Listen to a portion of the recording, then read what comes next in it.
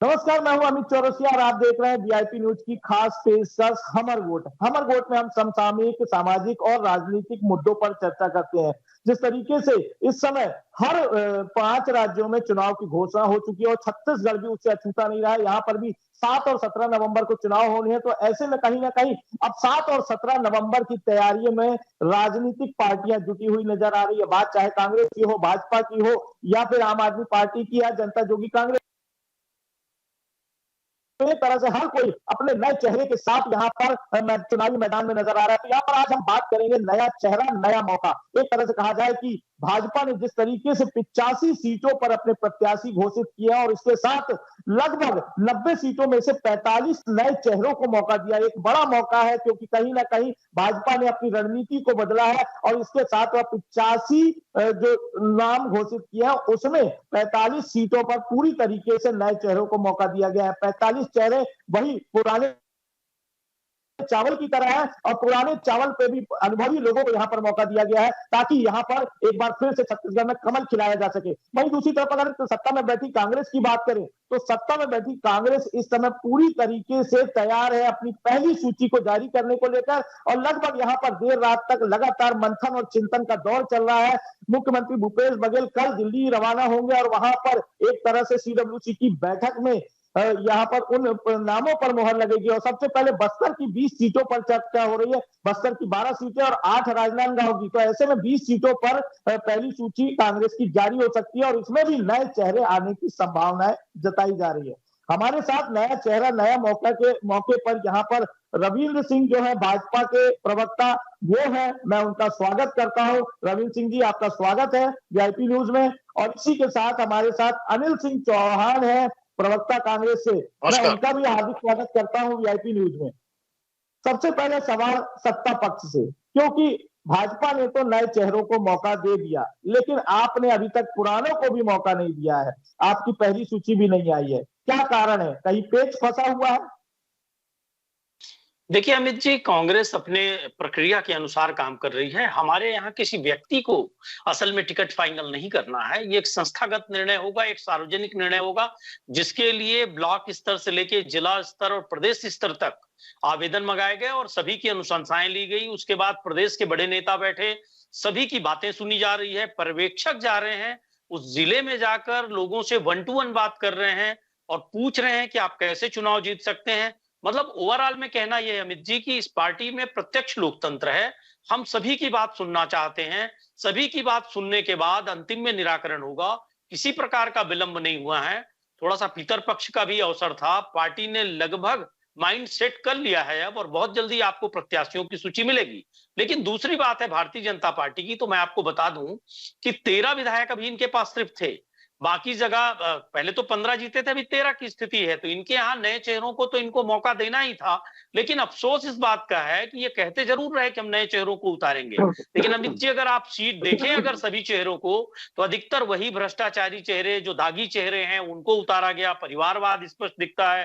प्रबल प्रताप सिंह भी लड़ रहे हैं, संयोगिता सिंह जुदेव भी लड़ रही हैं, विक्रांत सिंह भी लड़ रहे हैं, खैरागढ़ से रमन सिंह भी लड़ रहे हैं।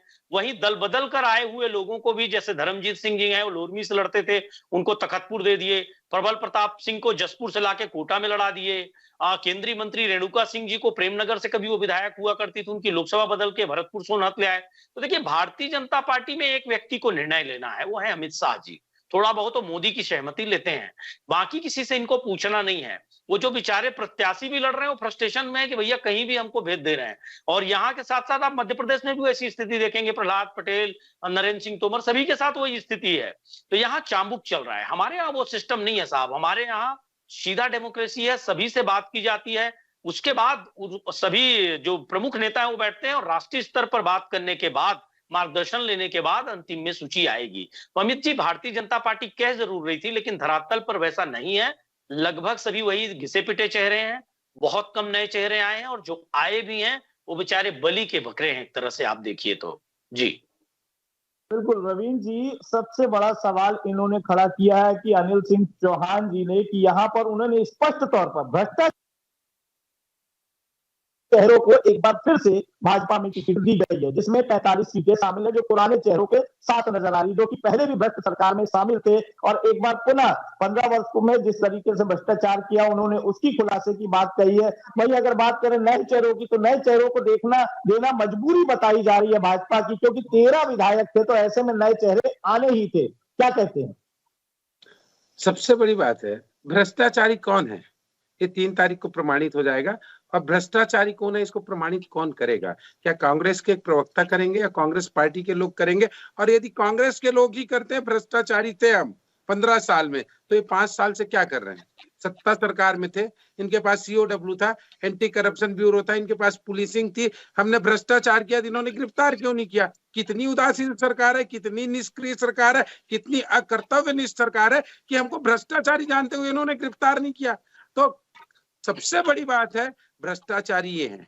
भ्रष्टाचार के पूरे परत प्याज दर प्याज छत्तीसगढ़ में खुलते जा रहे हैं। और दुनियादारी की मैं क्या बात करूं, इनके मुख्यमंत्री तो खुद जमानत में है, फर्जी CD कांड में आज भी जमानत पे। और किस पे आरोप लगाएंगे? हमको बोलते हैं दल बदल करके जो आए हैं उसको टिकट देंगे। अरे आपने नंद कुमार साय को हाथों हाथ लिया है, उसको टिकट देने का आप वादा किया है। और चौथी बात, आप बोलते हैं, क्या कहते हैं कि हमने उन्हीं पुराने घिसे पीटे चेहरों को, 3 तारीख को आपको समझ में आ जाएगा घिसे पीटे चेहरे कौन है, पुराने कौन है। हमारे यहाँ अनुभव और जोश का समन्वय है, आपके यहाँ जोश का समन्वय कैसे होगा? टिकट मिलेगा तो एक दूसरे को कुर्सी फेंक फेंक के मारेंगे, एक दूसरे के कुर्ते पैजामे को फाड़ेंगे। ये जोश आप लोग के कांग्रेस में दिखेगा। यही डर और भय है कि हमने 84 टिकट की घोषणा कर दिया, इन्होंने 8 टिकट की भी घोषणा नहीं की। अरे हम में हिम्मत थी, हम में क्षमता थी, हमको भरोसा है कि हम सरकार के मतलब सफलता को जनता के बीच लेके जाएंगे और 15 साल में जो हमने काम किया उसको जनता को पूरी ईमानदारी और आत्मविश्वास से बताएंगे। इसलिए हमने टिकट का डिक्लेयर कर दिया। आप निर्णय नहीं ले सकते कि कौन क्या है कौन क्या नहीं। आपके तो 17 विधायक ऐसे ही कट रहे हैं। मतलब आपकी परफॉर्मेंस आप लोग देख लो क्या है। और कितनी लोकतांत्रिक प्रक्रिया, हमको पता है कि 10 जनपद से तय होने वाले आपके नाम, आप के जो पूरे दिखावे की लोकतांत्रिक प्रक्रिया और लोकतंत्र में भरोसा करने वाले लोग, आपातकाल लगाने वाले लोग आप, और लोकतांत्रिक प्रक्रिया की बात करेंगे। अरे उससे क्या होता है दम तो टिकट को कर दो ना। लोकतंत्र के नाम पे कितना लंबा खींचेंगे? 13 तारीख को तो चुनाव का वो है, 16 तारीख आखिरी डेट है। कुल मिला के ये भ्रष्ट सरकार थी, काट की हांडी थी। छत्तीसगढ़ में इन्होंने झूठे घोषणा पत्र, झूठे वायदे, इनके TS सिंहदेव बोलते हैं 36 वायदे में 12 पूरा हुआ, 12 में काम शुरू नहीं कर सके। 12 पूर्ण है, मैं नहीं कहता, भाजपा के लोग नहीं कहते। आपके डिप्टी CM बोलते हैं, जिसको लॉलीपॉप दे के आपने चुप करा दिया और बोल भी रहे हो सरगुजा तरफ 3 या 4 सीट से ज्यादा नहीं आने वाली। तो आप लोगों को अपनी जमीनी हकीकत पता है। जगदलपुर में मुख्यमंत्री जी बोलते हैं कि अंतर कलह मत करना, नहीं तो सत्ता हाथ से निकल जाएगी। आपस में एकजुट रहोगे तो सत्ता मिलेगी। ये भूपेश बघेल जी एक जगह नहीं 2 जगह बोल चुके। तो हमको पता है आपके अंदर खाने में क्या चल रहा है। अरे सीट डिक्लेयर तो करने दो, कैसे इस्तीफे का दौर शुरू हो जाएगा। छत्तीसगढ़ में 36 टुकड़ों में बटी यही कांग्रेस नजर आएगी। हमारे पे चर्चा मत करिए, हमारे किसी चीज पे नहीं। हम चुनाव जीत के आएंगे क्योंकि आप लोग असफल सरकार है। आप लोगों ने कानून व्यवस्था को बिगाड़ दिया, आप लोगों ने महिला के दुष्कर्मों में वृद्धि की है, भ्रष्टाचार की एक नई इबारत लिखी है। 100% सरकार जाने वाली। 3 तारीख को तय हो जाएगा इस सरकार का जाना। छत्तीसगढ़ में 36 टुकड़ों में कांग्रेस बटी हुई नजर आएगी। एक बड़ा उन्होंने आरोप लगाया है जिस तरीके से। और वहीं बात कर रहे हैं जोश, जुनून और हिम्मत के साथ उन्होंने 85 प्रत्याशी घोषित कर दिए हैं, जिसमें 45 नए चेहरों को मौका दिया गया है। तो ये अब एक तरह से जो विपक्ष में बैठी भाजपा पूरी तरह से अपनी पीठ थपथपाती नजर आ रही है। क्या कहते हैं आप? देखिए अमित जी, अभी ये कह रहे थे कि भ्रष्टाचार होने का प्रमाण पत्र कौन देगा, भ्रष्टाचारी होने का। ये 2018 में जनता ने प्रमाणित कर दिया और उसके लिए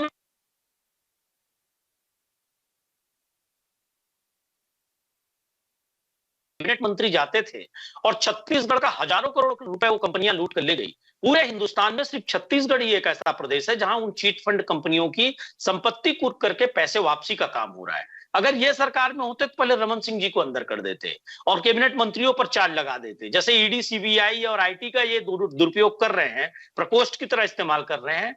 तो देखिए अमित जी, कांग्रेस विकास में विश्वास रखती है, रोजगार में विश्वास रखती है, किसान में विश्वास रखती है, वनांचल के आदिवासियों में विश्वास रखती है कि कैसे उनका, गरीबों का, वंचितों का विकास हो, कैसे यह प्रदेश समृद्ध हो। हम बदले की राजनीति नहीं करते। इनकी सरकार में आप देख लीजिए, केंद्र में जिन पत्रकारों ने सरकार के खिलाफ लिखा, उनकी कलम को कैसे चुप कराया गया।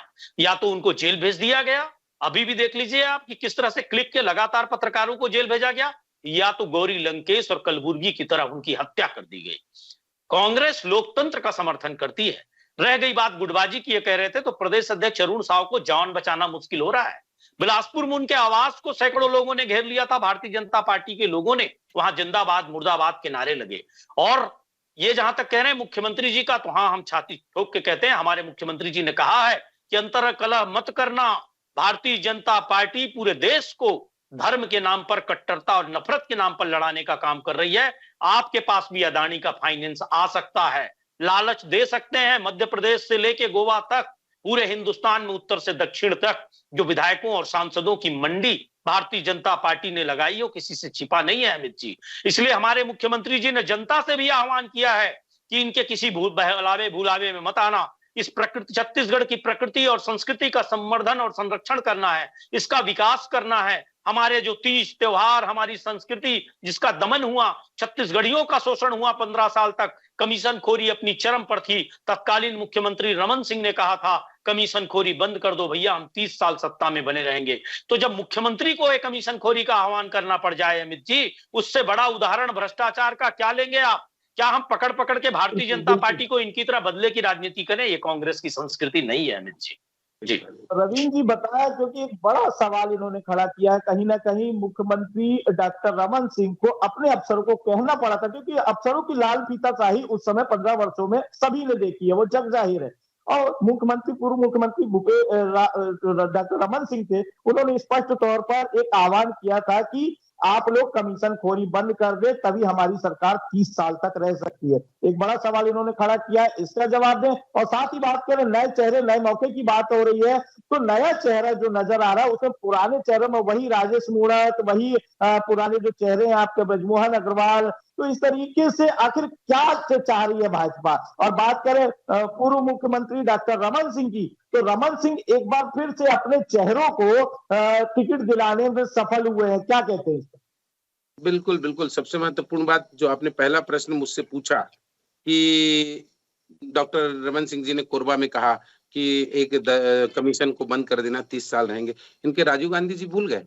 जब 1 रुपया भेजता हूँ 10 पैसा पहुंचता है करके, पूरे भारत में उन्होंने कहा था 1 रुपया का 10%, 90% भ्रष्टाचार कांग्रेस के गवर्नमेंट में होता था। इस बात को भूल गए हैं क्या कांग्रेस की गवर्नमेंट में? नहीं साहब, उन्होंने भारतीयों के लिए कहा था कि सिस्टम हमको सुधारना होगा। मैंने बीच में नहीं टोका है। आप यहाँ तो कह रहे हैं कि भाजपा ही कमीशन खोरी ले रहे हैं। दोनों बातों की तुलना मत करिएगा। सुन लीजिए, दोनों बातों की तुलना क्यों नहीं की? आप धरातल के नेता थे, उन्होंने कहा था कि ये जवाब दे रहा हूँ, आपको जवाब दे रहा हूँ। यदि मंच पे जनता तक नहीं पहुंचना चाहिए, तो बात अलग है, क्योंकि मैंने सुना आपकी बात को। डायरेक्ट खातों में आज पैसा जा रहा है।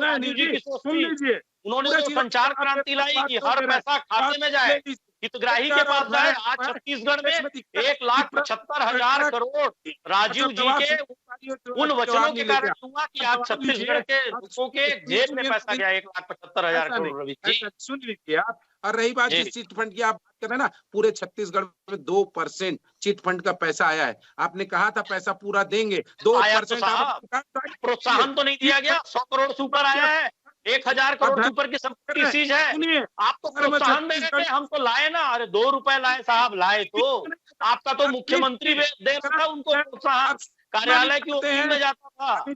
और अमर अग्रवाल जी का भदौरा कांड भूल गए होंगे आप, क्योंकि मैं जवाब दे रहा हूँ। जमीनों का खेल हुआ, बिलासपुर माफिया कैसे सक्रिय हो गए, न राजेश मूणत के भ्रष्टाचार भूले हैं, न रमन सिंह का पनामा पेपर भूले हैं। बड़ा सवाल आपसे है अनिल जी, एक बड़ा सवाल है, क्योंकि कहीं ना कहीं हम मुद्दे से भटक रहे हैं। नया मौका, नया चेहरे की हम बात कर रहे हैं। नए चेहरे नए मौके के तहत यहाँ पर कल हम यहाँ पर थे कांग्रेस भवन में, तो यहाँ पर जो प्रदेश प्रभारी है शैलजा जी, उन्होंने स्पष्ट कहा था कि हम भी नए चेहरों को मौका देंगे। क्या माना जाए कि जो वर्तमान विधायक है उनमें काफी लोगों की टिकट काटी जा सकती है और नए चेहरों को मौका दिया जा सकता है, क्योंकि जिस तरीके से प्रदेश प्रभारी शैलजा जी ने संकेत दिए हैं? जी देखिए अमित जी, शैलजा जी का स्पष्ट संकेत ये था कि जहां विधायकों से भी बेहतर कोई काम किया होगा वहां हम नए चेहरों को मौका देंगे। लेकिन विधायक अगर बेहतर काम कर रहे हैं, छत्तीसगढ़ के लोकतंत्र को स्वस्थ रख रहे हैं, जनता की सेवा कर रहे हैं, कांग्रेस की नीति रीति के अनुसार लोगों को लाभ पहुंचा रहे हैं, जो सरकार की योजनाएं हैं उसमें बड़ी भूमिका अदा कर रहे हैं, तो उन विधायकों का टिकट नहीं कटेगा। लेकिन अगर कोई और बेहतर ऑप्शन आ गया, इसका मतलब नहीं कि विधायक निष्क्रिय हैं। कई बार होता है कि कोई और समाज से भी, कोई और कांग्रेस का व्यक्ति उससे भी बेहतर कर सकता है। अगर कांग्रेस को यह लगेगा तो अवश्य उसको मौका दिया जाएगा। शैलजा जी के सिर्फ कहने का मतलब यह था। और अमित जी, दूसरी बात यह है कि छत्तीसगढ़ की जनता ने कांग्रेस को बड़ा प्यार और दुलार दिया है। यहाँ के किसानों ने, यहाँ के आदिवासियों ने, सभी वर्गों ने हमको वोट दिया, तब जाके हम 71 सीटों पर विजयी हुए हैं। 15 वर्षों तक रमन सिंह ने इस प्रदेश का खस्ता हाल कर दिया था भाजपा की सरकार ने। और सबसे बड़ी बात यह है, केंद्र का भी जो फेलियर था, महंगाई, रोजगार, इन सब मुद्दों पे, इस कारण छत्तीसगढ़ में हमको एक बड़ा बहुमत मिला है। उसके बाद हमारी जवाबदारी भी बड़ी होती है कि हम अच्छे प्रत्याशियों को दें जनता के बीच, अच्छे चेहरों को लाए, छत्तीसगढ़ में अच्छे लोकतंत्र का निर्माण करें, छत्तीसगढ़ियों के हित में फैसला करें। इसलिए हमारी सूची में थोड़ा विलंब हो सकता है जी, लेकिन आप देखिएगा कि बहुत अच्छे चेहरे आएंगे, छत्तीसगढ़ का लोकतंत्र और समृद्ध होगा, हर वर्ग का और विकास होगा। और कांग्रेस जैसे इतिहास 5 वर्षों में रची है, ये कहते थे कर्ज माफी नहीं हो सकती, ये कहते थे 25 रुपए धान का नहीं दे सकते आप, आज 28 रुपए की स्थिति में आ गए हैं। तो जितने वादे कांग्रेस ने किए वो पूरे किए, और आगे आप देखिएगा और इतिहास रचा जाएगा। 5 किसान इसी प्रदेश में प्रतिदिन मरते थे भारतीय जनता पार्टी की सरकार में, आज किसान खुशहाल है। दंतेवाड़ा और नारायणपुर राष्ट्रीय पुरस्कार ले रहे हैं, हजारों की संख्या में ट्रैक्टर खरीदे जा रहे हैं, कृषि उपकरण खरीदे जा रहे हैं। ये कांग्रेस की उपलब्धि है साहब। यहाँ जनता वर्सेस भारतीय जनता पार्टी का चुनाव है अमित जी, और ये स्पष्ट हो जाएगा, और जनता ही मुहर लगाएगी। 3 दिसंबर को स्पष्ट हो जाएगा कि किसने जनता के साथ कितना अच्छा हित किया और पारदर्शिता से काम किया।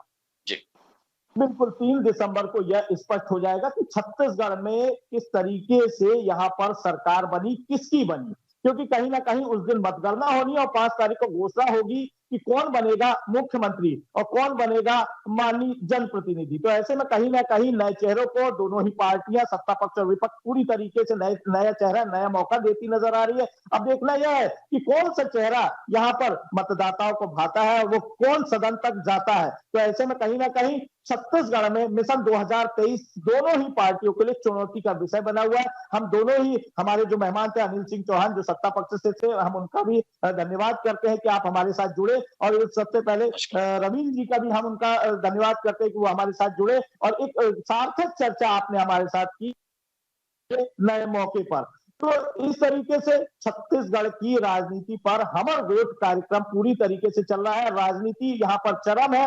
मिशन 2023 की तैयारियां जोरों पर चल रही है। 7 और 17 नवंबर को चुनाव होना है और इसके बाद 3 को मतगणना होनी है, 5 तारीख को पूरी तरीके से सरकार की घोषणा होनी है। तो एक तरह से कहा जाए कि छत्तीसगढ़ पूरी तरह से चुनावी मोड में है। हम एक बार पुनः आपसे विदा लेते हैं एक नए मुद्दे के साथ, कल फिर आपके सामने हाजिर होंगे। नमस्कार।